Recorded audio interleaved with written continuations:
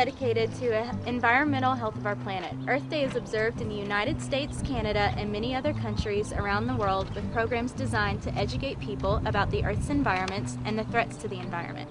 We would like to take a moment now to recognize Reverend Donald Meisel, the father of Bonner Leader President Wayne Meisel. Despite pressures not to, he spoke out against the Vietnam War and had a firm commitment that the church should be a place for comfort and support for those who were both poor financially and poor in spirit.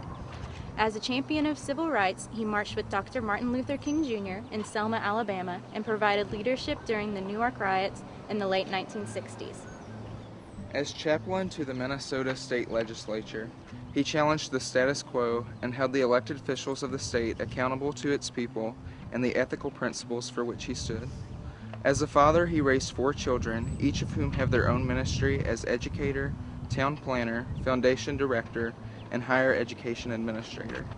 As a spouse, he took exquisite care of his wife, who was physically disabled for nearly a quarter of a century. He was attentive, loving, caring, and always present. And although he built a full life for himself after his wife Eleanor died, he remained a bit off balance and uncertain about how to navigate the world without her. He missed her desperately, and now he doesn't have to anymore. Would anybody like to take a moment to recognize any other lost loved ones or former students? We've lost some faculty members. 2 recently, Sally Markle and Carrie Thornton, and a few years ago we lost one of our English colleagues, Delora Moore. I apologize if there's some that I'm not remembering. And I remembered the other day that I have a poem that was written for an Earth Day event back in 2005 by Adam Redman.